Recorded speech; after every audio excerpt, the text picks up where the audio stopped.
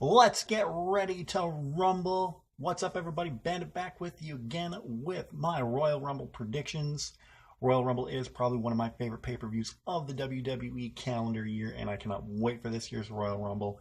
It is looking like a stacked card, and let's just get right down into it. I'm going to leave the two Royal Rumble matches for later on, but before we get there, let's talk about the pre-show matches first. We're talking about a rematch.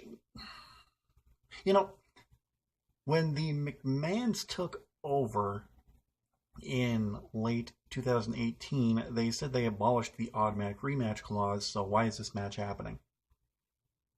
Anyway, to kick off the Royal Rumble on the kickoff show, Rusev will be defending the United States Championship against Shinsuke Nakamura. So needless to say, I was a little confused when the McMahons took over and they said that the automatic rematch clause had been abolished, and it's like, okay. And now at the Royal Rumble pre-show, Rusev is defending his newly won United States Championship against Shinsuke Nakamura in a rematch from the match they had on, I think it was either New Year's Day or Christmas Day. One of the two. I'm not expecting a whole lot from this match because both of these guys have been so misused by the WWE that I wouldn't be surprised if somewhere down the line Shinsuke Nakamura just pieces out and says, I'm going back to New Japan Pro Wrestling, or I'm going to All Elite Wrestling. Shinsuke Nakamura especially has been terribly underused. Like, he won the Royal Rumble last year, and now he's on the pre-show this year. Like, how far can one fall, honestly? But this is a predictions video, so I got to make my predictions, and I am predicting that Rusev will retain the United States Championship on Rusev Day. Continuing on with the pre-show, in a fatal four-way match for the WWE Cruiserweight Championship, champion Buddy Murphy defends the title against Akira Tozawa, Hideo Itami, and Kalisto. Okay, so I'll be honest, I don't watch a lot of 205 Live. I would like to, but I really don't. Kind of like how I don't watch a lot of NXT, but I'm like, I totally know what's going on there. I have no idea what's going on in 205 Live, because you have guys hopping from 205 Live to the main roster. Like, it's almost like 205 Live is its own little universe, and then everything else happening on the side of it, because you have Leo Rush, who wrestles on 205 Live, but is the mouthpiece for Bobby Lashley. You have Drake Maverick, who's the general manager of 205 Live, but he's the manager for AOP. You have Mustafa Ali, who's wrestling on both 205 Live and SmackDown Live. Like, it's kind of confusing if you're putting these guys in dual roles. But we're not talking about that. We're talking about the Cruiserweight Championship match. I think Buddy Murphy has been a breath of fresh air for the Cruiserweight division, and this is going to be a fun, fast-paced match. You have two former Cruiserweight champions in there already with Kalisto and Akira Tozawa. Hideo Itami has really been struggling after all injury setbacks and everything that hampered his NXT run, where honestly he should have been NXT champion, but that never materialized, and I don't think that's going to continue. I don't know what it is about Vince McMahon and Japanese wrestlers, honestly. I'm not going to speculate or say untrue statements, but I'd really like to know what goes through Vince McMahon's head when it comes to a Japanese wrestler. Like, they're bringing in Kushida. Rumor is that Kushida is coming in from New Japan Pro Wrestling to the WWE, and I'm just sitting here wondering how Vince McMahon's going to misuse him. Honestly, truthfully, like, you take a look at Akira Tozawa, Hideo Itami, Shinsuke Nakamura. Shinsuke Nakamura. Asuka, that's the one I was thinking of. You know, I gotta worry for Kairi Sane and Io Shirai. What's he gonna do to them? Make them geisha girls on the main roster? Like, anyway, like I said, I think this is gonna be a fun, fast-paced match. I don't think it's Buddy Murphy's time to lose the Cruiserweight Championship yet, though. So expect Buddy Murphy to retain. Alright, it's on now to the main show, and we kick things off with the SmackDown Live Tag Team titles on the line as The Bar defends against the team I refer to as Ms. McMahon. Ms. Man. No, wait. Ms. Man. Yeah.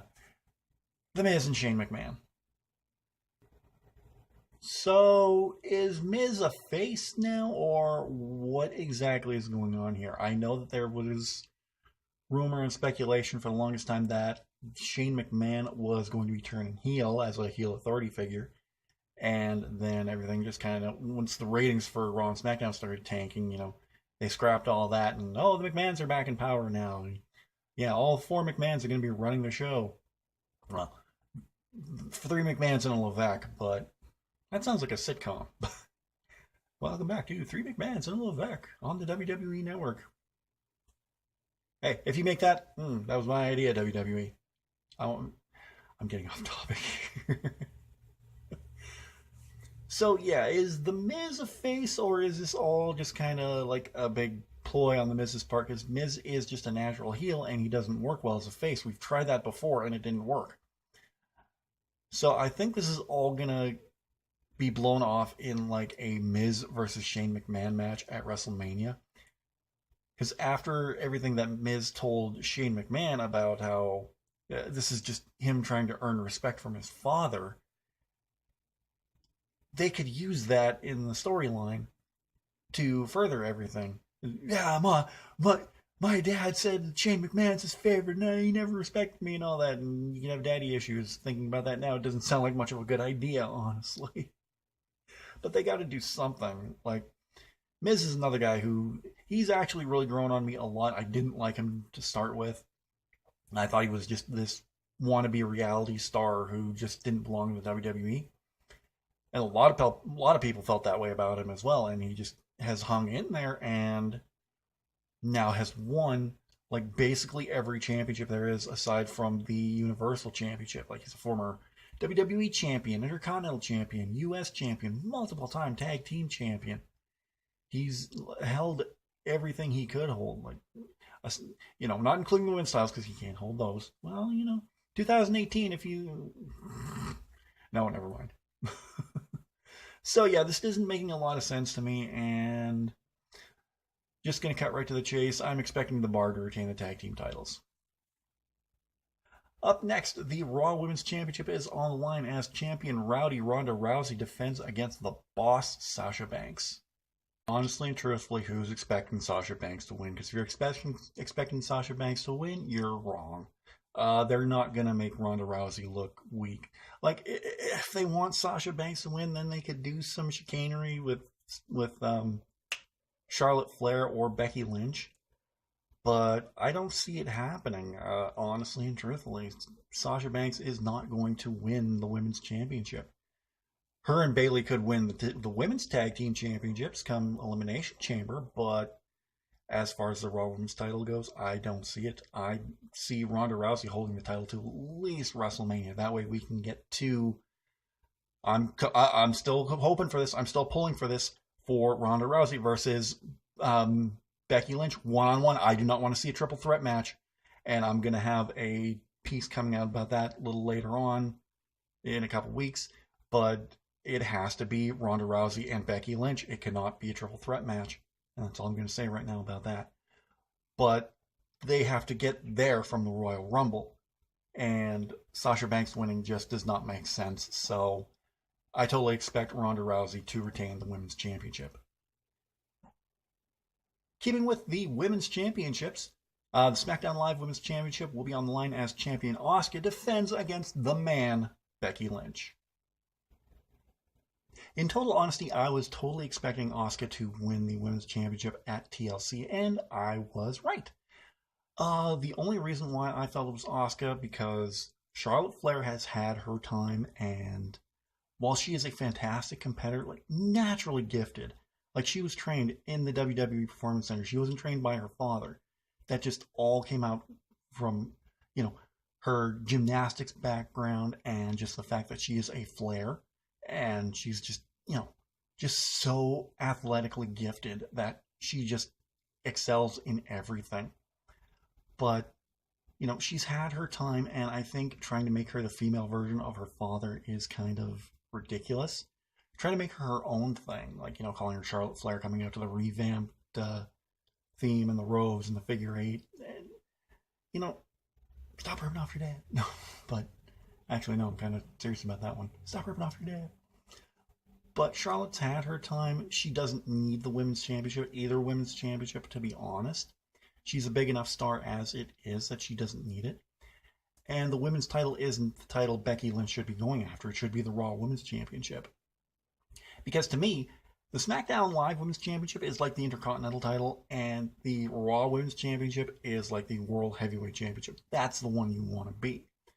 And could you imagine the money that would come in with Becky Lynch and Ronda Rousey as your WrestleMania main event? But to get there, we have to get past this match with Asuka and Becky Lynch. Now, Asuka straight up beating Becky Lynch would hurt Becky in the long run. And Becky shouldn't win the women's championship. So what do? Like, you can't have this match end in a disqualification finish because then it's just going to go on and on and on. So that's why I'm thinking there's going to be some sort of screwy finish to involve either Charlotte Flair, Ronda Rousey, or both. Especially if they want to go this triple threat route, which I don't agree with. But you have to make something to make Becky keep looking strong while getting Asuka over as champion. Now, I know a screwy finish wouldn't help Asuka as champion, but there's no other way around it. You've kind of backed yourself into a corner with this one. So it's going to be by shenanigans, but I do think that Asuka is going to be retaining the SmackDown Live Women's Championship. And then Becky's going to get into the Women's Royal Rumble somehow, which we're going to talk about in a little bit. Before we get there, though, let's talk about the two remaining matchups. First and foremost, the WWE Championship is on the line as WWE Champion, the new Daniel Bryan, takes on the real AJ Styles. So I guess in the WWE's eyes, if you're environmentally conscious and are worried about environment, that makes you a bad guy. Like, I think I can kind of see what's going on here because Vince McMahon is a staunch Republican supporter. His wife, Linda McMahon, tried to run for Congress under the Republican banner. He is not only a huge supporter, I don't want to say huge supporter, but not only is he a supporter, he is close friends with the President of the United States, Donald Trump. And so what better way to get somebody over as a heel than to make them earth conscious and be a total bleeding heart liberal? Like, maybe it's just me, but I can be me being moderate and not picking a side left or right or whatever. Maybe it's because I can see that, but it's kind of, a little ridiculous in a way, but Daniel Bryan's working with it. He's doing a good job at it. And it's good to see Daniel Bryan actually have a good run as WWE Champion when he was so shortchanged in 2014. And then, we all hoped he'd come back, and then he had to retire. And then he finally came back last year, but it wasn't the best comeback it wasn't the comeback we wanted. Like, he got stuck in this dead-end feud with Big Cass where the only point of contention was, I'm tall, you're short. Okay, whatever. He whooped your ass in all your matches, and then you were eventually released. So I don't really understand it, but the heel turn's working for him. It really is. He's believing everything that he's saying, and he's cutting some damn fine promos. And AJ Styles, honestly, at this point, he doesn't need the WWE Championship. He's a two-time champion. His last reign was well over a year, and it's kind of funny that that year-long reign started before Survivor Series of 2017 and ended before Survivor Series of 2018. Like me, I was looking forward to that Survivor Series rematch with Brock Lesnar. I thought maybe AJ could do it again, but then Daniel Bryan won the title. It's like, what? Daniel Bryan versus Brock Lesnar? Brock Lesnar's going to have his first ever vegan meal. I thought that match was going to be over like that. And it was actually a pretty decent match. Like, it was really good. Which, I'll get into my thoughts on the Brock Lesnar-Finn Balor match in a second here. But as for who I think I'm going to win the match, now, before I go into that, this match should have had a stipulation added to it, but there's nothing. It's just going to be a straight-up match. Now, I was thinking maybe Iron Man match, but because you have two other Royal Rumble matches in here that could possibly go past an hour each, since they kind of cut back and are doing 30-minute Iron Man matches now, but I'd like to see them go old school and do a 60-minute Iron Man match, but that's just me because I don't have a short attention span. But this match was tailor-made for a stipulation of some sort. Like, Daniel Bryan does the heel hook and the yes lock, and AJ Styles does the calf crusher. Why not make it a submissions match? But no, it's going to be a straight up normal match, and I'm expecting more Daniel Bryan shenanigans for him to retain the WWE Championship. In our final singles match, the Universal Championship is on the line as champion Brock Lesnar takes on Finn Balor. Okay, who really expects Finn Balor to win this match? Because if you do, you're wrong, unfortunately. Like I said with Sasha Banks versus Ronda Rousey, you're wrong there, you're wrong here as well. Do I think it's going to be a good match? Oh, definitely. You've seen the matches Brock Lesnar has had with smaller guys like AJ Styles and Daniel Bryan. Those have been fantastic matches when Brock wants to have a good match. Like, you look at his WrestleMania match with Dean Ambrose, and that was just a bore fest. So when Brock Lesnar actually wants to do the work, he can put on a damn good match.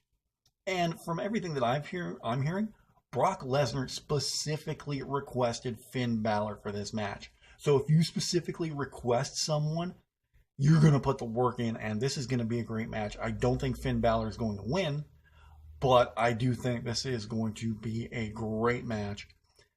This was originally scheduled as Brock Lesnar versus Braun Strowman, but from everything that I've heard, that wasn't the plan at all. Like, it wasn't. That's not what they were going for. They were just doing that to sell tickets. But Vince McMahon wised up and said, "Oh yeah, we can't have Braun lose again. That'll take away all his credibility. Like, he has any right now to be going with it, if you ask me. After Crown Jewel, I just think all of his credibility has been stripped away. Like, that was such a big sham. And, that still pisses me off to this day. Like, after that, like, it's kind of like how I felt with Bray Wyatt. He had an expiration date, and by the time he finally won the WWE Championship, it was already past his expiration date. I was to the point I didn't care anymore. And I'm getting that way with Braun Strowman. If they don't pull the trigger with him soon, nobody's going to care. Like, I'm starting not to care. And I liked Braun Strowman. I still like Braun Strowman, but, poop or get off the pot, Vince McMahon. Like, put the title on him now, or it's a now or never type of thing. Because if they don't put the title on him soon, it's just not going to matter anymore. It's going to get to the point he's finally going to win the Universal Championship. Nobody's going to care. I'm not going to care. That's how that's how I was in Elimination Chamber when Bray Wyatt won the title. I just didn't care anymore. So they pulled Braun out, replaced him with Finn. I think this is going to be a great match. Finn Balor's not winning, but Brock Lesnar will be retaining the Universal Championship. All right, let's get into the Royal Rumble matches. We're going to kick it off with the Women's Royal Rumble match. For the Royal Rumble matches, I'm not going to get into the list of who's all in and whatnot. I'm just going to, tell you just a few names that are going to be in it. I'm going to give you my picks because I'm going to have quite a few of them. But for the Women's Royal Rumble, we already know that Carmella's coming in at number 30. You have both members of the Iconics, Peyton Royce and Billie Kay. Nikki Cross, Mickie James. Alexa Bliss is making her return to the ring after being away with an injury since October. Lacey Evans is making her main roster debut. Plus, you have Alicia Fox. You have a whole host of female talent. Like, I think they said they have 26 women 26 women currently in. Maybe that could be more. I think that might be up to 28, including Alexa Bliss and Lacey Evans. So you have 2 more spots to fill. So you're not going to have a lot of room for the NXT call-ups or any legends they bring in, because one spot has to be filled for the match, and then that only leaves one. So I heard it said before in another predictions video, but I think this is really true, that the winner of the match is going to depend on the placement of the Women's Royal Rumble. Because if it's on last, I could see Becky Lynch winning it. If it's not, then I can see Charlotte Flair winning it. So those are my 2 picks. Charlotte Flair if the match is somewhere in the middle before the end. Becky Lynch if it's main eventing the show. And as a dark horse pick, I'm going to go with Nikki Cross, honestly. I absolutely love her. She made her main roster debut just a couple, well, her official main roster debut in a 6-woman tag team match 2 weeks ago on Raw. And oh my God, the sight of her beneath the ring apron pulling Ruby Riott down into that was just wonderful. I absolutely love Nikki Cross. She's just amazing, and I can't wait to see her do big things on the roster. So, yes, Charlotte Flair, Becky Lynch are my 2 picks, with Nikki Cross being my dark horse pick. All right, last but not least, let's talk about the men's Royal Rumble. So much like the women's Royal Rumble, I'm not going to get into everybody who's in the men's Royal Rumble. I'm just going to give you just a few names. You have Bobby Lashley, Seth Rollins, Drew McIntyre, Elias, Baron Corbin. Who else is in it? Dean Ambrose. Yeah, I totally spaced on who's all in it, but those are just some of the names that are going to be in the Royal Rumble. And the one name that's not going to be in the Royal Rumble that was announced was John Cena. Yes. Oh, no joke. No joke. They said John Cena was going to be in. Now, what I heard is John Cena is going to start filming a movie on the 20th of this month. And then he comes on Raw and says, I'm entering myself in the Royal Rumble. It's not fair. It's not fair. But apparently he won't be in the Royal Rumble, so yes, we don't have to worry about that. So now that leaves 19 slots open, and wow, I think we're going to get a lot of NXT call-ups. Like, I'm almost certain that Aleister Black's going to be in there. I wouldn't be too surprised to see Tommaso Ciampa. I also wouldn't be surprised at all to see Velveteen Dream in the Royal Rumble this year. And we're going to see a whole lot of surprises. We're not going to see Hulk Hogan. We're not going to see Shawn Michaels. We're not going to see that, because Hulk Hogan's 65 years old, and he'd probably break a hip on his way down to the ring. So, no. Anybody's saying Hulk Hogan. And we're not going to be seeing Kenny Omega either. So, get that out of your head right now. So, as far as my predictions of who's going to win the Royal Rumble, again, I have 2 predictions and a dark horse. My main prediction is that Seth Rollins is going to win the Royal Rumble this year. I think Drew McIntyre has a good chance of winning as well. And my dark horse pick is surprising, but I think it's going to be Andrade. I still want to call him Andrade San Almas because, that's what he's been called for so long, and then all of a sudden they just dropped the San Almas and Andrade. But I think Andrade is going to be my dark horse pick. He's been impressing so much in his current feud with Rey Mysterio, and I think he's going to have a great showing at the Royal Rumble this year.